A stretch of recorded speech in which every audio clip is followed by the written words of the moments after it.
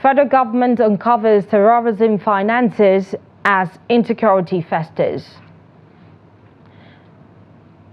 Tension mounts as Nigeria Labour Congress pickets Labour Party secretariats nationwide. And power station collapses and blackout hits Abuja, Kogi. And on the foreign scene, Kenyan doctors' nationwide strike enters 7th day.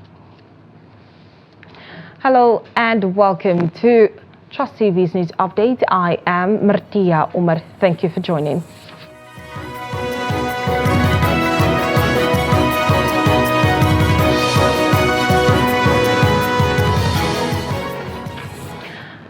Now the news in detail. The federal government has made a significant revelation disclosing the identities of entities suspected of involvement in terrorism financing, including 9 individuals and 6 bureau de change operators and firms. This revelation came to light through communication from the Nigerian Financial Intelligence Unit. The disclosure stems from a meeting held by the Nigerian Sanctions Committee on March 18, 2024, where specific individuals and entities were recommended for sanctions due to their alleged roles in terrorism financing. Notably, the document approved by the Honorable Attorney General of the Federation with the President's consent outlines the individuals and entities designated for listing on the Nigerian sanctions list. Among the individuals cited in the document is Tukur Mamu, a Kaduna-based publisher currently facing trial by the federal government for purportedly aiding the terrorists responsible for the March 2022 Abuja-Kaduna train attack.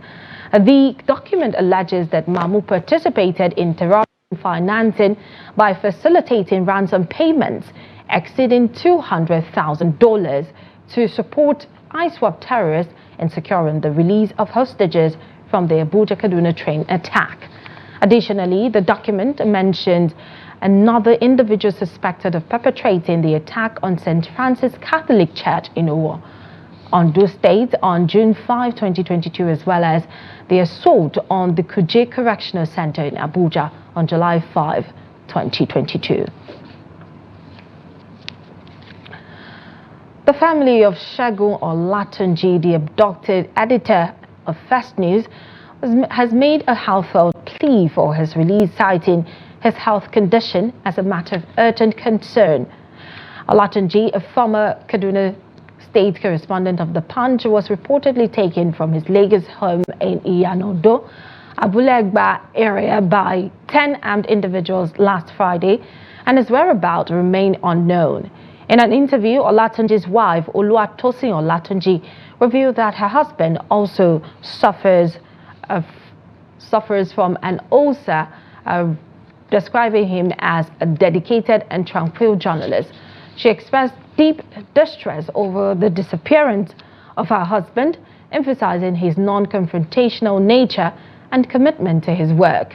Mrs. Olatunji, a mother of 5, implored the government and well-meaning Nigerians to intervene urgently, stressing the imperative of bringing her husband home safely considering his health challenges.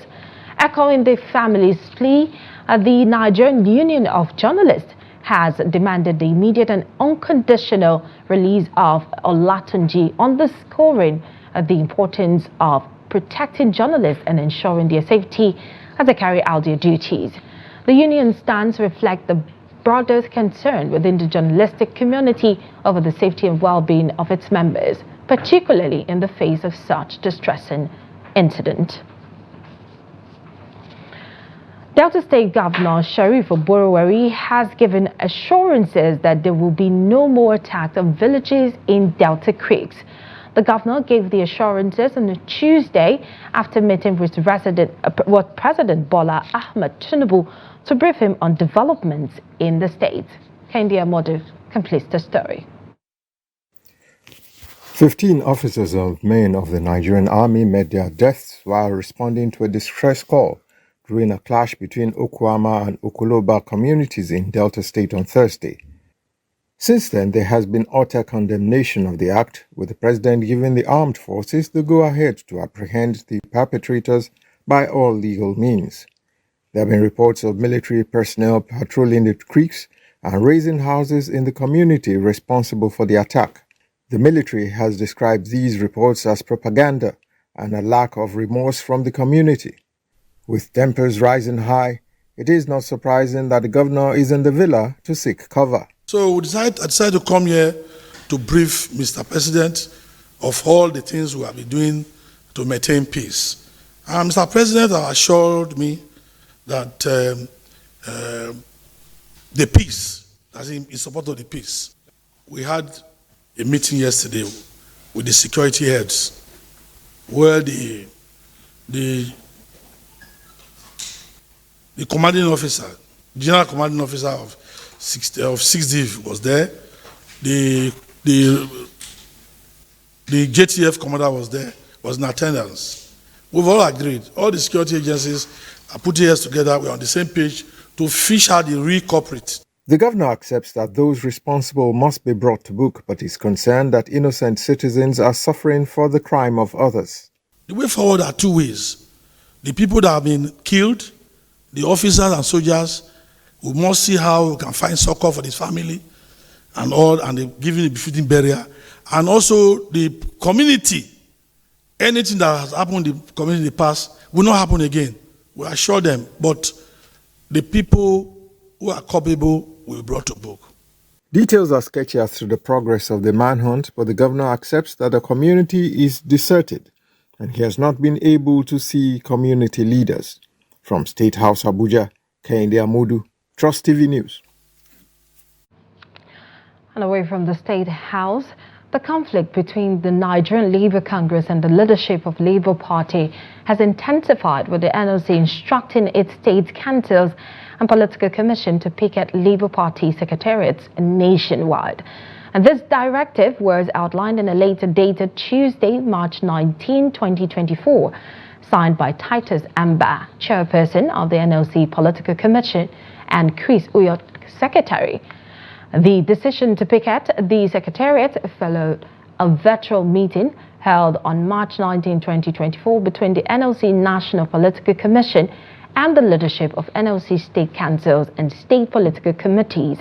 The NLC's move comes in response to recent tensions within the Labour Party, particularly accusations made by the National Working Committee of the Labour Party against Joe Ajero, NLC president, regarding alleged attempts to replace Julius Abure, the Labour Party national chairman.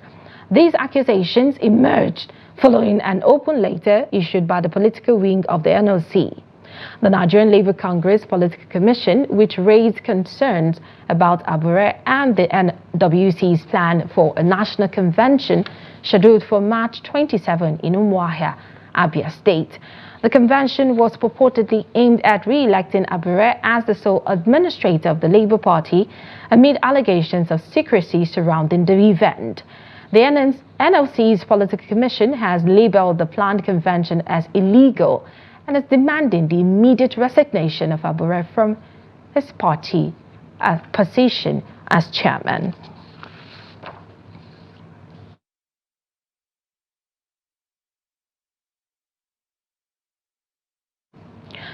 In continuation of their 7 days warning strike, the Joint Action Committee of the Senior Staff Action Association of Nigerian University, SANU, and the Non-Academic Staff Union, NASU, have completely shut down the main gate of Bayero University, Kano, on Wednesday.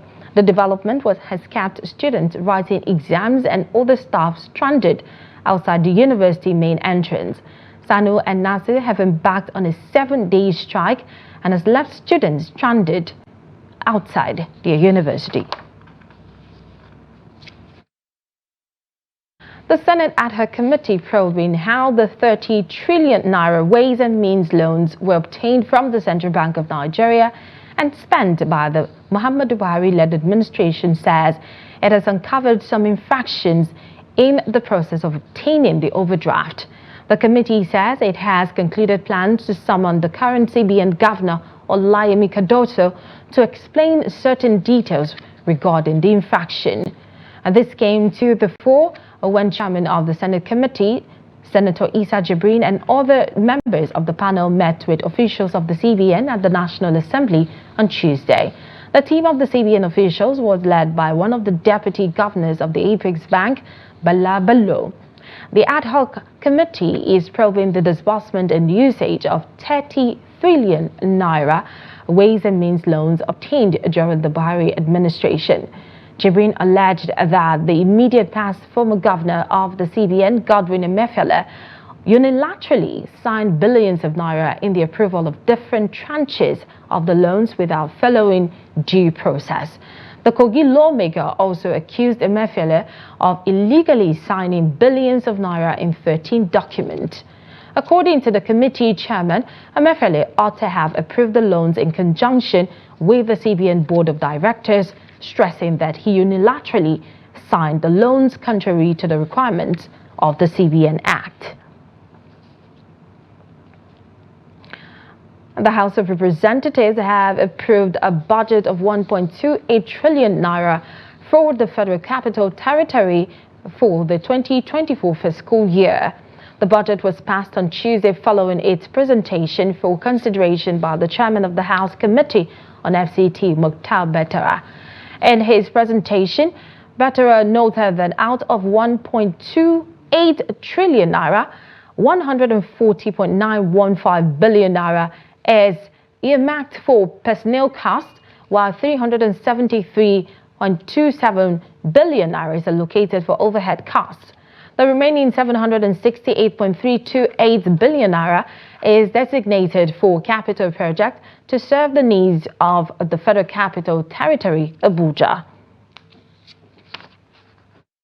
This House do receive reports of committees on Federal Capital Territory and Federal Capital Territory Area Council and auxiliary matters on a bill for an act to authorize the issue from Federal Capital Territory Statutory Revenue Fund of Federal Capital Territory Administration account of 1,282,270,610,283 naira only, of which 140,915,3,856 naira only is for personal costs, and the sum of 373,373,668 naira only is for overhead costs, while the balance of 768,328,232,750 naira only is for capital projects for the service year of Federal Capital Territory for the financial year ending 31st December 2024.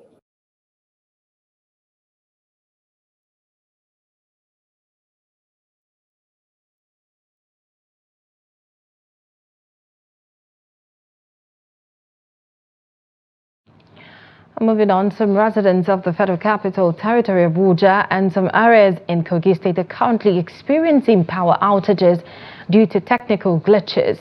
The two areas are under the coverage of the Abuja Electricity Distribution Company, AEDC. The AEDC on Tuesday informed its customers in the Mani Estate, Abacha Road, Mararaba, Ruga Juli, and other parts of Abuja that a technical fault on 33 kV feeder K6 from 89 Karo transmission station was responsible for the power outage. The ADC disclosed that the TCN maintenance crew was working to ensure the supply of electricity to these areas was restored soon, and regretting any inconvenience caused. The maintenance was scheduled to run from Tuesday to Wednesday from 10 a.m. to 3 p.m. each day. And a fire on Wednesday razed 3 buildings at the intersection of Nnamdi Azikiwe and Decimal in the Idumota area of Lagos Island, Lagos State. The State Fire and Rescue Service also confirmed the incident on its X handle, stating that the fire affected 2-story building and 1 3-story building. It added that the firefighters have been deployed to the scene to salvage the situation. A statement by the director, LSFRS, Margaret Adise, says the Lagos State Fire and Rescue Service has been alerted to a fire emergency at the intersection of Nnamdi Azikiwe and Decimo in Idumota, and emergency service swiftly mobilized to the area. The other one now to after that one no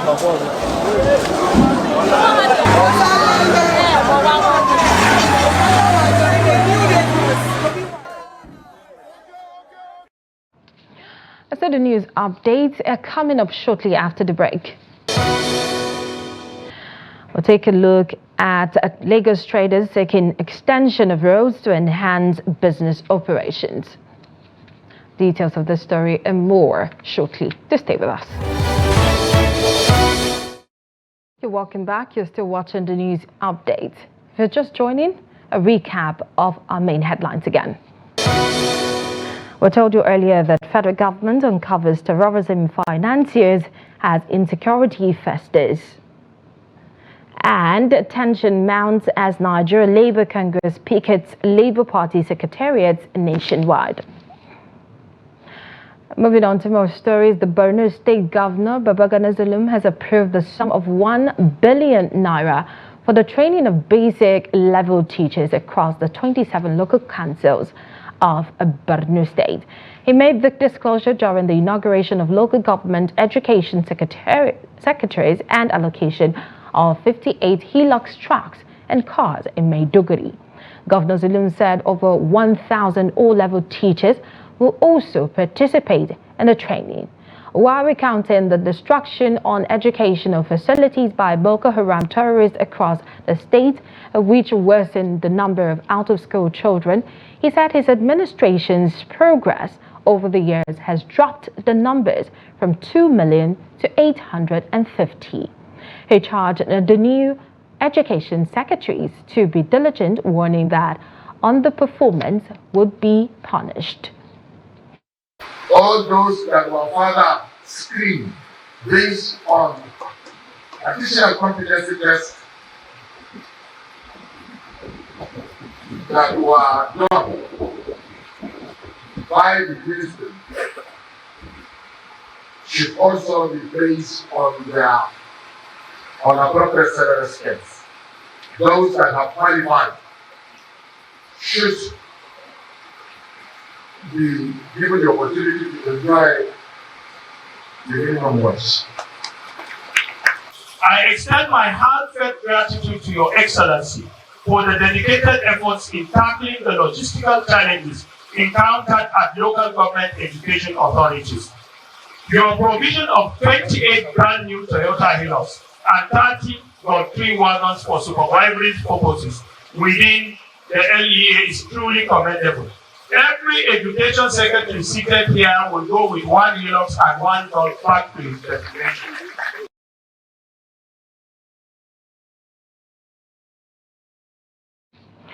And on to Lagos State, where traders at the Ajegborigbo market are appealing to the Agege Local Government Council to fast-track the construction of the Akerele-Oniwaya Road. And the ongoing delays in the road expansion is, according to them, slowing down business operations in the area. Victoria Tokolo, who visited the area, has more in this report. In terms of infrastructure and development, Lagos State is often seen as being at the forefront. It is against this background that residents and traders at Akerele area of Lagos State are calling the local government chairman and contractors to ensure prompt completion of the project, which slowing down their business operations. Akerele-Oniwaya Road, under construction, is an alternative road connecting major junctions like Bogunlo and Oniwaya. The road leads to Old Abeokuta Road, Okekoko Roundabout Junction, and also serves as a link to Ayobo Motor Park, Ipaja, Oshodi, and Agege Pen Cinema. And for the breaking of those our old dilapidated houses that are already been there, I believe if government can compensate them, like be more encouraging and bring even happiness to the people that have been living there for donkey years. and now suddenly their house will have been broken. I believe they need compensation. If they need compensation, if the government can compensate them, they will be more happy. Too narrow, and the motor, even one motor passing through this road was too hard. And when government want to expand the road for welcome development, we were happy about it. As you can see, it is authorities that when there is goes over there, other vehicles can use it and get to where they're going easy without any problem. For traders in the area, the expansion of Akerele Road will boost operations in the area. The flow of the business is a little bit slow. It didn't really affect our sellings, but it affects of the conveying the goods inside the shop and outside the shop. And the vehicle that help us to carry is very, very far from this very place. They are no longer parking inside. They park outside the road. And it's bringing a lot of inconveniences to our laborers. I don't know if I would say maybe from the contractor or from the government itself. Is that sometimes you find out that when they comment or started the project like this, after some months, you find out that the project will not be completed. Residents and business operators believe that with the expansion, residents and traders will heave a sigh of relief. As part of efforts to boost the ease of doing business in Nigeria, the Nigerian Customs Service has launched a pilot project under its Authorized Economic Operators Program. The objective, according to Controller General Adewale Adeni, is to enhance efficiency and predictability of trade facilitation efforts in the country. At a meeting with stakeholders on Tuesday in Abuja, the customs boss said the program would foster collaboration between the Nigerian Customs Service, other government agencies and experts to boost the programs. Recall that the Nigerian Customs Service had in February 2024 launched a time-release study as another measure to optimize the trading experience within Nigeria. Through these pilots that we want to run, we aim to identify potential challenges, fine-tune our processes, and lay the groundwork for a full-scale rollout of the AEO program, hopefully in October 2024. And throughout this pilot phase, we will be committing to fostering transparency, inclusivity, and collaboration, ensuring that the program's designs and execution align seamlessly with international standards.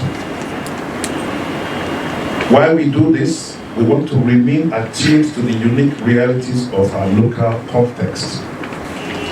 Customs management has addressed these concerns by approving some of the following decisions. The first is the planned deployment of cargo trackers to track movement of goods through customs approved routes.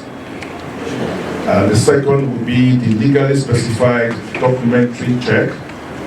And the third is the posting of officers to relevant export seats to administer AGOA and ASFTA stamps to apparel beneficiaries of the preferential trade agreements.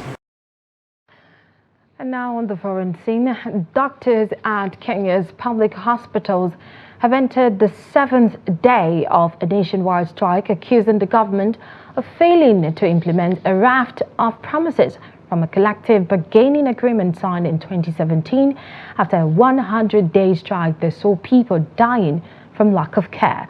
The Kenyan Medical Practitioners, Pharmacists and Dentists Union said they went on strike to demand comprehensive medical cover for the doctors, and because the government has yet to post 1,200 medical interns. Leaders of the union say 4,000 doctors are taking part in the strike, despite a Labour court order asking the union to put the strike on hold to allow talks with the government. Doctors' union leaders say they would disregard the court order the same way the government had disregarded 3 court orders to increase basic pay for doctors and reinstate suspended doctors. The impact of the strike is being felt across the country, with many patients left unattended or being turned away from hospitals across the East African nation. And that brings us to the end of the news update at this hour. For more, follow us across all our social media platforms.